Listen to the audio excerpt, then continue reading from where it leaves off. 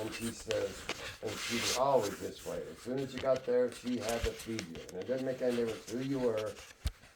I adore that. That's exactly how all of the women in my family are. I always thought it was kind of like a southern thing. Yeah. It's like, yeah, you come in the house, you take off your shoes, and I have to feed you. And I the always have to be doing something, otherwise I'm like useless. That's the way she was. And this was your mother? Yeah, my mother, Flossy. Always had to be working. Always had to be working. Always had to be working. She said, well, come on and I'll fix you something to eat. We said, okay. Vernell went and checked on her, and she had she got out some pork chops out of the refrigerator and started frying them. And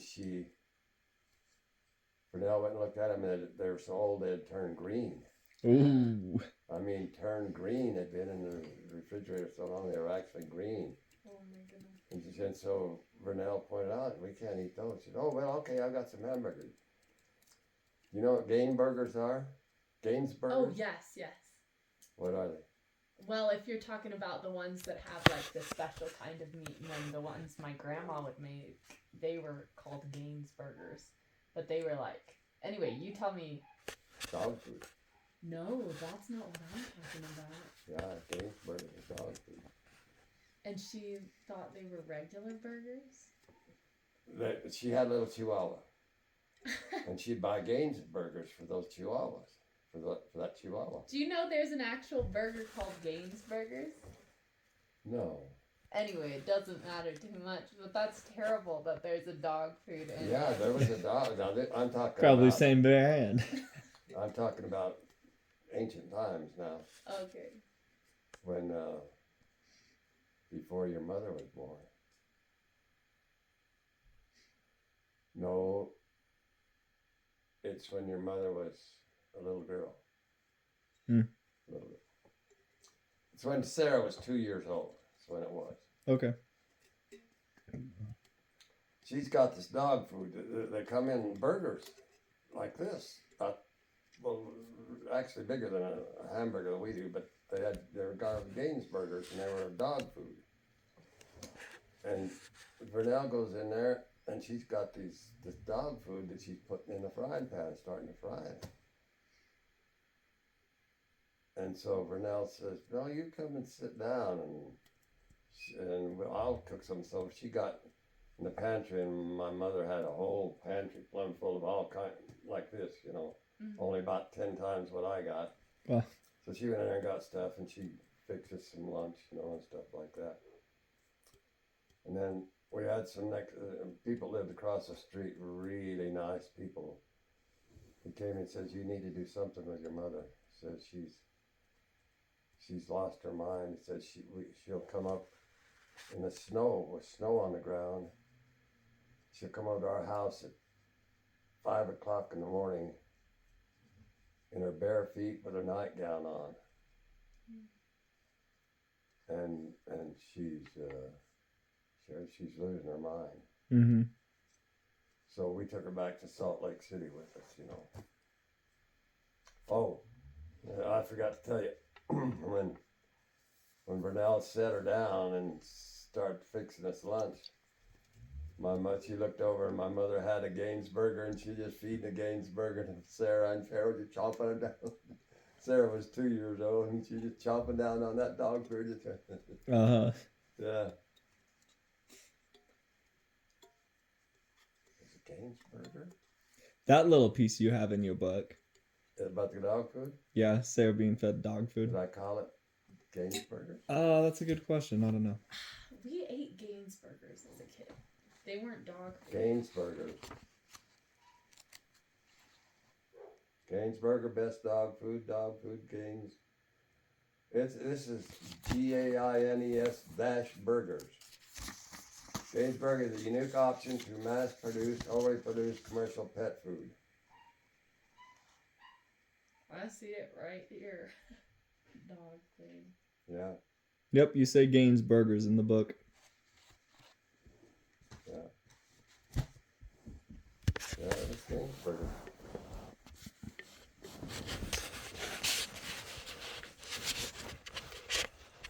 Sarah was just chomping down on those Gaines burgers. Didn't bother her.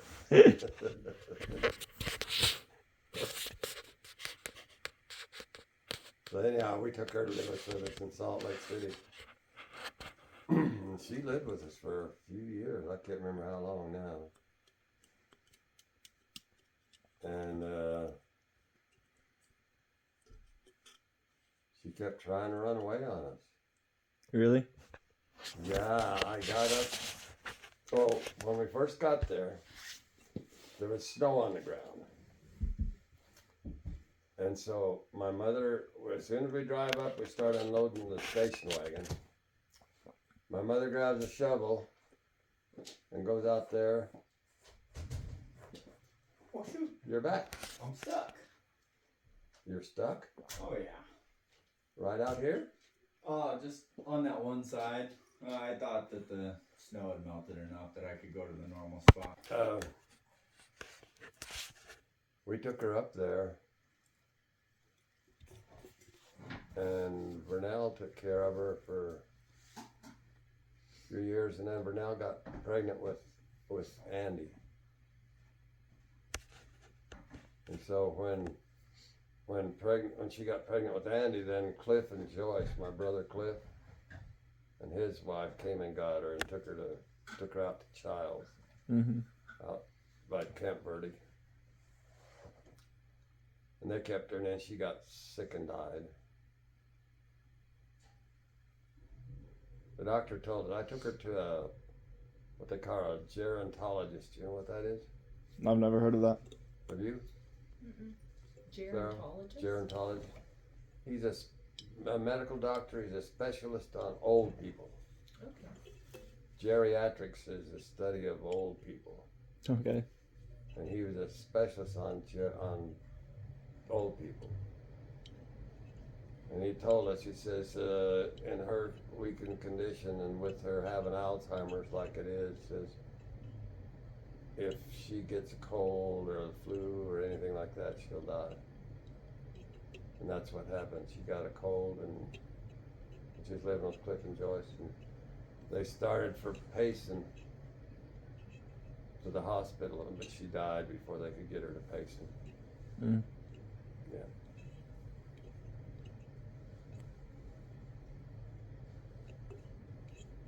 Yep. She died when Sarah was about 2 years old.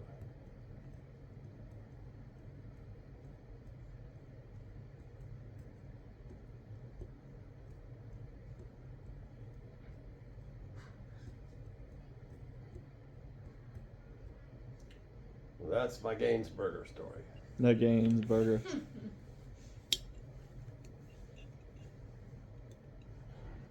Was your mother always like that? Always very, very active, even before she got Alzheimer's? Oh yeah, always, yeah. During the war, she worked in a grocery store. Well, it was a grocery and hardware, had a little bit of everything. For $4 a day. Mm-hmm. My dad was really, well, there's a picture of him right over there of arthritis. He was so crippled that I've never seen anybody that's crippled up with arthritis as he is. Really? He was, yeah. His everything, all cracked and swollen and everything. He was really bad shape. So he couldn't work at all, so my mother had to. She worked in that outfit for $4 a day. And we were poor could be. Mm-hmm. It was during the Depression and during World War II, both. And then she got a job in the post office. But a really small post office then. Only had about 50 boxes and maybe fewer, I don't know. Wow. Really small post office. Post office is about the size of this room. And with the partition with the boxes on it, you know. Mm-hmm. So, well, I was actually about twice the size. It had the room where the post office, they did the work, sorting the mail and everything, was this size. And then the lobby was about half this size out in front, you know, where the boxes were. But yeah. And that was a good job. Then she started getting better money and things started looking up. She got insurance out of it, stuff like that.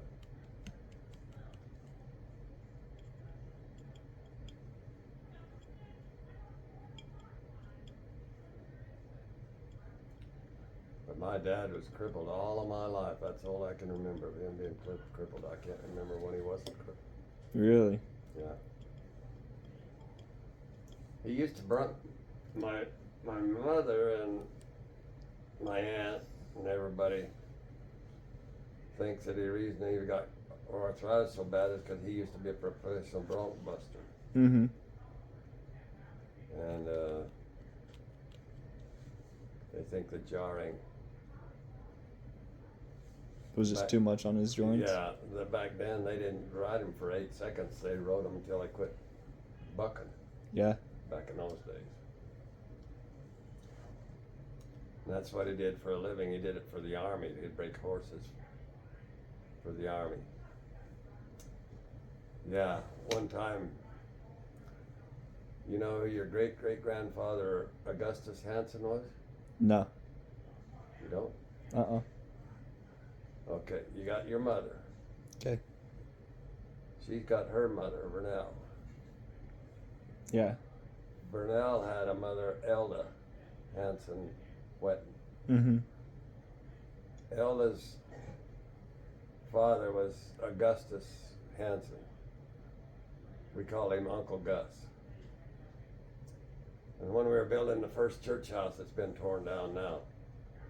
But when we were building the first church house that was here, I was only 15 years old, and they needed somebody to drive a truck down to Holbrook to get a load of cement out of the train down there. So Uncle Gus came and got me to drive the truck. I didn't even have a driver's license. So he didn't know how to drive a truck. You know, he knew how to drive a pickup and a car, but he didn't know how to drive a truck. So we went down there and we're coming back, and he was telling me about my dad. He says, "Your dad used to be the best bronc buster in the state of Arizona." He says, "There was not a horse in the state of Arizona that could throw him." I said, "Wait a minute, you're talking about my dad, that beat up little old man with arthritis, used to be a good bronc rider?" He said, "Oh yeah, the best." Mm-hmm. He said there was never a horse that could throw him, never. Not your dad. He said they used to call him a kid with glue in his pants. He had nothing could throw him. So when I got home, I asked my dad about it, and he said, "Well," he says, "don't tell anybody." But he says, "I have been thrown by a horse." He said, "But there's not a mule anywhere that could throw me." Mm-hmm. He said, "Mules just can't buck as hard as him." He says they're sturdier, they got more endurance and stuff like that than a horse, but they can't buck as hard as a horse. He went on to tell me that he was down at Fort Apache, and the soldiers had a big gray mule there, or white mule, and none of them could ride him. So my dad was betting that he could ride that big white mule. And my dad said he had $600 on the table, bet that he could ride that white mule. And he says, and then that idiot Ed Reedhead had just sold a bunch of horses to the army, and he had gold coins. They used to pay him in gold coins back then. Mm-hmm. He walked up to the table and they threw a thing on there, and he says, "There's $2,000, says Abe Johnson can ride that white mule." He says, that idiot, he says, those soldiers picked up their money and walked away, and he says, I ended off with nothing. Dang. He says that was $600. That was like 2 years' wages, and he had to go mess it up for me.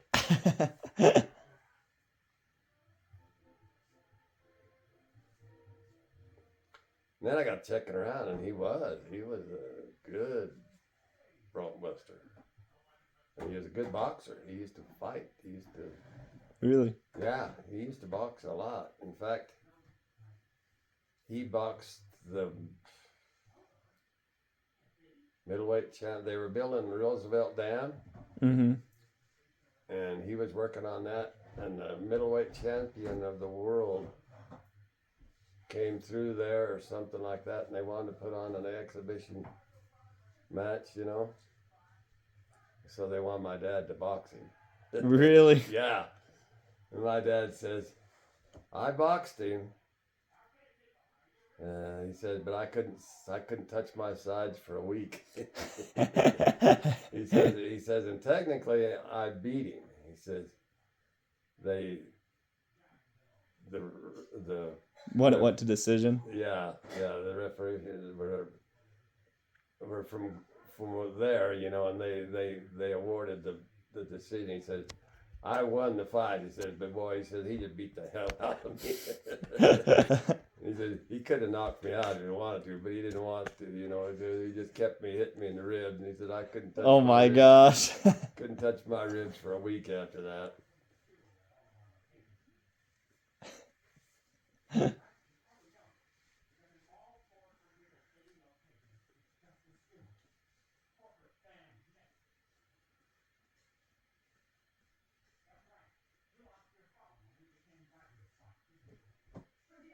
Yeah, it's like me and old Harvey Gardner. That guy standing with me there in Hiroshima. Uh-huh. The two of us there. We were cousins, and we grew up together. And he's about 2 or 3 years older than I am. Mm-hmm. And when we used to go to Mutual every Tuesday night, all we would do was box. Just box.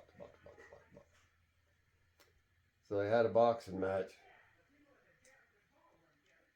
And Harvey Gardner, they wanted him to box, and I was the only one near his size and weight. So they made me box him, you know. And he could have knocked me out. I mean, he's built like a bull. He's short, but he's stocky, and he's really, really strong. Nobody could beat him in arm wrestling. I don't think he ever was beat. He even wrestled those big football players from ASU, and he'd beat them. They used to work for him in summertime. So anyhow, they put me in there, and he the same thing. He could have knocked me out anytime he wanted to, but he was too kind-hearted to do it, you know. So we just kind of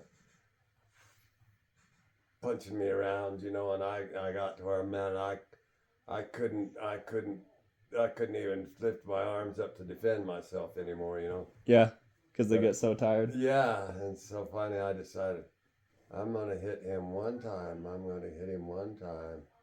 And I came from clear back here, and he didn't know it was coming. And I hit him right in the cheek and knocked him out.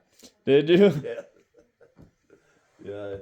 He went down on both knees, and he was down, and they grabbed him before he could go all the way down and lifted him up and carried him up. But he was out on his feet. Ended the fight, yeah.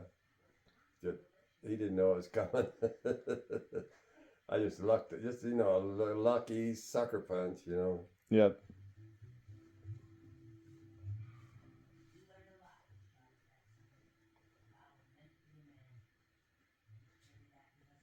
Yeah, we used to box every Tuesday night at Mutual. My head was throbbing all the time from boxing. The dumbest thing boxing is.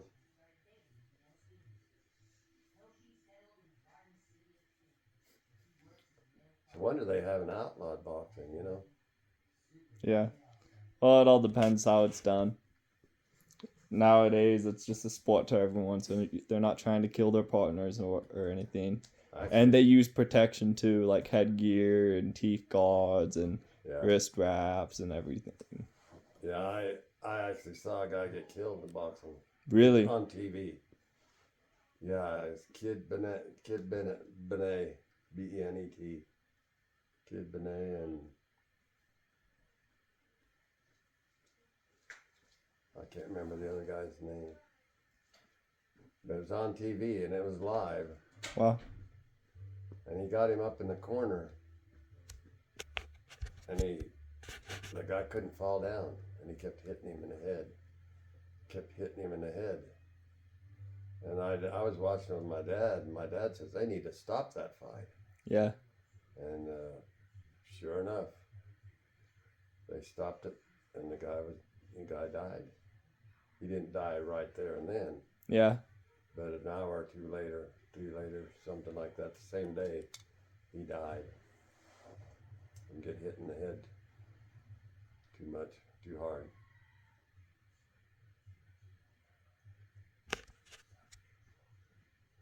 He was in the corner and couldn't fall, I guess. And the other guy was holding him up and hitting him. Dang.